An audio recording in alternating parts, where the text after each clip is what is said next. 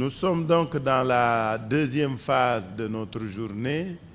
Il s'agit de faire un point de presse. Vous voulez que je fasse un point de presse sur quoi? Ils ont tout dit et ils l'ont très bien dit.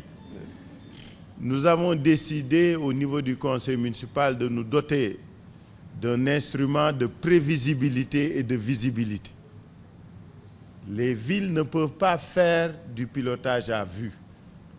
Si nous avons fait le choix d'élaborer ce document stratégique, c'est parce que nous nous sommes dit que nous-mêmes et ceux qui viendront après devons faire en sorte que ceux qui auront la destinée de cette communauté se donnent les moyens de ce qu'ils veulent faire, de comment le faire, quand le faire, avec qui le faire et avec quoi le faire. Et nos partenaires savent que c'est le seul instrument dont ils peuvent disposer pour apprécier de ce qu'on veut faire et de comment ils vont pouvoir intervenir. La deuxième chose, c'est qu'au niveau de la ville de Dakar, nous sommes de ceux qui pensons que l'aide a fait la preuve de ses limites. Nous ne voulons pas de stratégie de main tendue. Pas du tout. La ville de Dakar se développera par elle-même, accompagnée par ses partenaires. Mais cette politique de main tendue, donnez-nous, donnez-nous, donnez-nous, on n'en veut pas. On n'en veut pas. Et nous l'avons tellement dit à nos amis que dans les domaines où nous étions souvent accompagnés, les ambulances, les médicaments, les voitures, on a fait l'essentiel. Nous avons acheté il y a 1 an et demi, nous avons doté chaque structure de santé de la ville d'une ambulance. Nous avons doté chaque commune d'arrondissement de corbillard.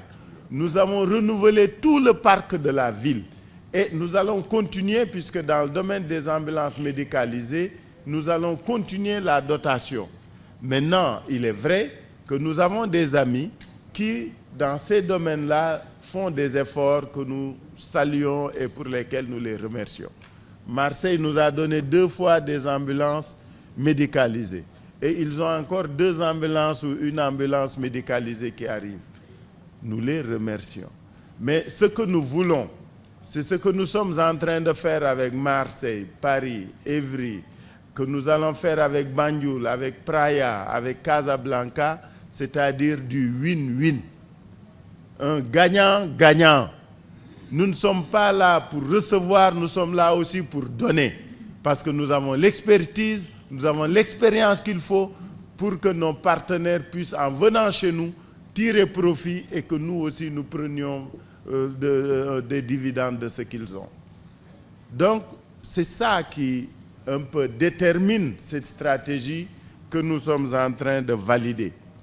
Comment construire un partenariat? Ce partenariat, il est public-public, il est public-privé, il est privé totalement sous ses différentes formes, par le leasing, par le BOT, par le BOO.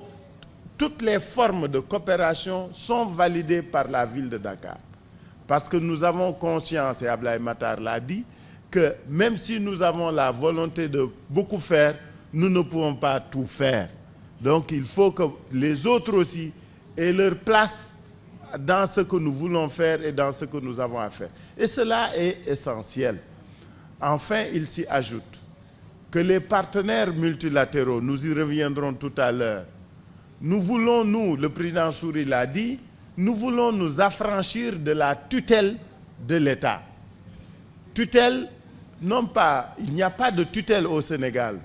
La loi de 96 est très claire, il y a une libre administration. Quand je parle de tutelle, aujourd'hui en matière financière, les collectivités locales dépendent en partie, en très grande partie, des dotations que l'État leur fait. Si l'État serre les vis, la collectivité locale est asphyxiée. Mais surtout, quand le contexte n'est pas bon, des villes comme Dakar dépendent des taxes et de la fiscalité locale. Aujourd'hui, nous avons les impôts locaux, par exemple le bâti, non bâti, etc. Mais vous allez dans mon quartier de Grand Yoff, la personne qui doit payer 100 000 te dit « moi, j'ai que 10 000 francs ». Donc, nous sommes obligés, en tant que collectivité locale, de penser à des modes de financement alternatifs.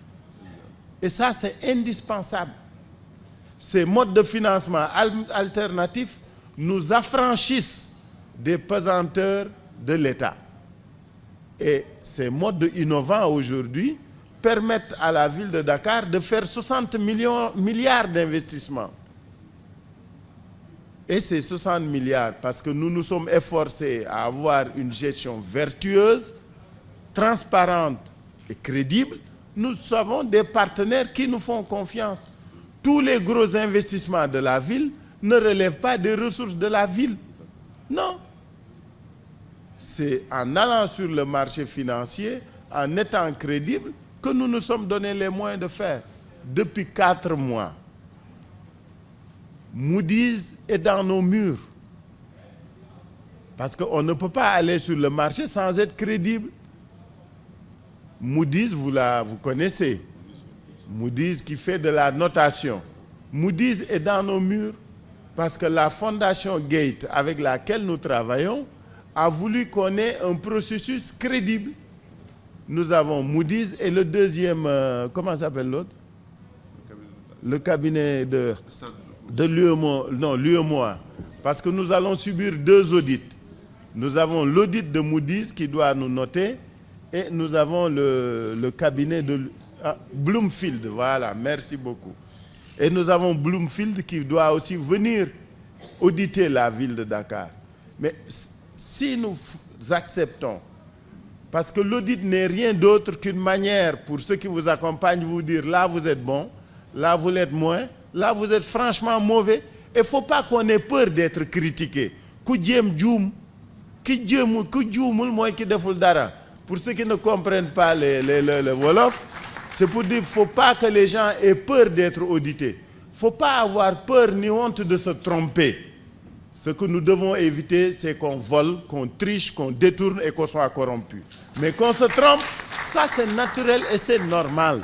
Et c'est ceux qui ont la capacité de vous accompagner, vous dire là c'est pas bon, là c'est moins bon, là c'est mauvais, c'est cela qui vous permet de vous améliorer.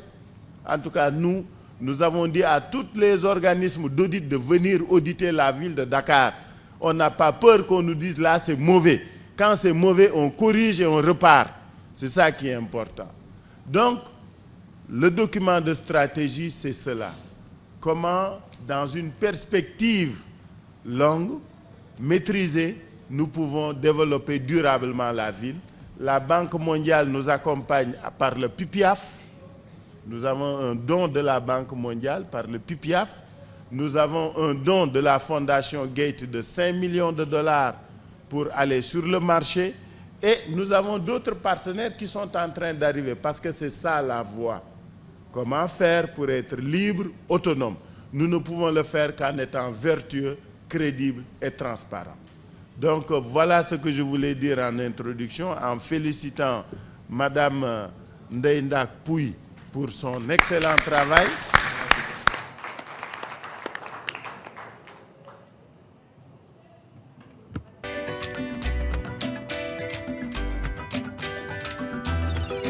Du 4 au 8 décembre 2012, Dakar abrite la 6e édition du sommet Africité.